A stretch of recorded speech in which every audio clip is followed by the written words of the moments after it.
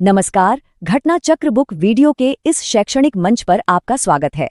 हमारा उद्देश्य है ज्ञान को सरल, स्पष्ट और सुलभ रूप में आप तक पहुंचाना।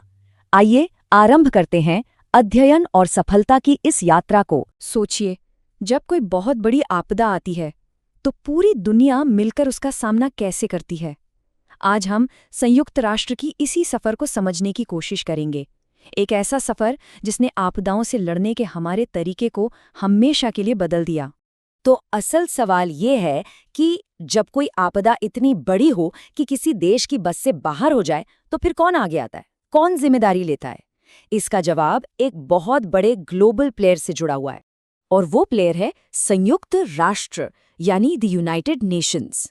देखिए, आज जब डिजास्टर रिस्क रिडक्शन की बात होती है तो यूएन का नाम सबसे पहले आता है। पर मजे की बात यह है कि ये हमेशा से ऐसा नहीं था। इस मकाम तक पहुंचने में दशकों लगे हैं और ये सफर काफी दिलचस्प रहा है। तो चलिए इस पूरे सफर को 3 बड़े हिस्सों में बांटकर देखते हैं। हमारी कहानी शुरू होगी 1989 से, जब आईएनडीआर की नींव रखी गई। फिर हम आगे बढ़ेंगे 1999 में, जब आईएसडीआर बना, और आखिर में हम देखेंगे कि कैसे ये सब आज के पावरफुल यूएनडीआरआर में बदल गया। तो हमारी कहानी की शुरुआत होती है 1980s के आखिरी सालों से। ये वो समय था जब दुनिया भर में ये एहसास गहरा हो रहा था कि जो प्राकृतिक आपदाएं आ रही हैं, उनसे कोई भी देश अकेले नहीं निपट सकता। एक साथ मिलकर काम करने की जरूरत है। और फिर आया साल 1989, जो इस कहानी में एक बहुत बड़ा टर्निंग पॉइंट बना। पहली बार यूनाइटेड नेशंस ने एक फोकस्ड ग्लोबल कोशिश शुरू की। ये एक ऐसा कदम था जिसने आने वाले समय में इंटरनेशनल कोऑपरेशन के लिए दरवाजे खोल दिए। इस पहल को नाम दिया गया IDNDR, यानी international decade for natural disaster reduction. अब जैसा कि नाम से ही पता चल रहा है, ये एक दशक मतलब 10 साल का प्रोग्राम था। इसका एक ही मकसद था, दुनिया को साथ लाना और आपदाओं के असर को कम करना। अच्छा, तो इस एक दशक की पहल ने एक मजबूत बुनियाद तो तैयार कर दी, पर जैसे जैसे ये दशक खत्म होने को आया, एक बात बिल्कुल साफ हो गई कि आपदाओं से लड़ने के लिए सिर्फ 10 साल का प्लान काफी नहीं है, हमें कुछ परमानेंट चाहिए था।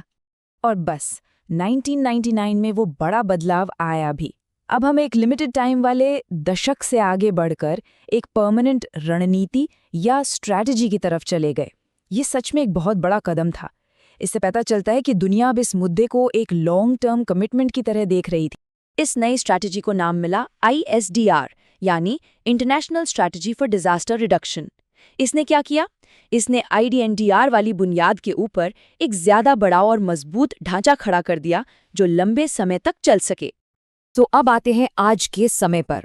ISDR की जो ये स्ट्रैटेजी थी, उसने एक और बड़े बदलाव के लिए स्टेज तैयार कर दिया, जिससे संयुक्त राष्ट्र की आज की सबसे पावरफुल डिजास्टर मैनेजमेंट बॉडी बनी। लेकिन कहानी अभी खत्म नहीं हुई थी। ISDR सिर्फ एक पड़ाव था, वो सीढ़ी थी जिसने इस पूरी कोशिश को अपने सबसे एडवांस्ड रूप तक पहुंचने में मदद की। हर अगला कदम पिछले वाले से ज्यादा मजबूत होता जा रहा था। और वो फाइनल फॉर्म है UNDDR, यानी United Nations office for disaster risk reduction.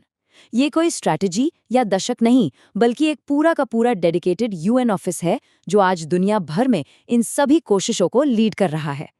तो अगर पूरे सफर को संक्षेप में देखें, ये एक दशक की पहल से शुरू हुआ, फिर एक परमानेंट स्ट्रैटेजी में बदला, और आखिरकार एक डेडिकेटेड UN ऑफिस बन गया। ये जो पूरा एवोल्यूशन है ना, ये दिखाता है कि वक्त के साथ दुनिया डिजास्टर रिस्क को लेकर कितनी ज्यादा सीरियस हो गई है। और ये सब हमें एक बहुत बड़े सवाल पर लाकर खड़ा कर देता है। आज के समय में जब क्लाइमेट चेंज और दूसरी चुनौतियां तेजी से बढ़ रही हैं, तो क्या ये ग्लोबल फ्रेमवर्क आने वाले खतरों के लिए सच में तैयार है? ये एक ऐसा सवाल है जिस पर हम सबको सोचने की जरूरत है।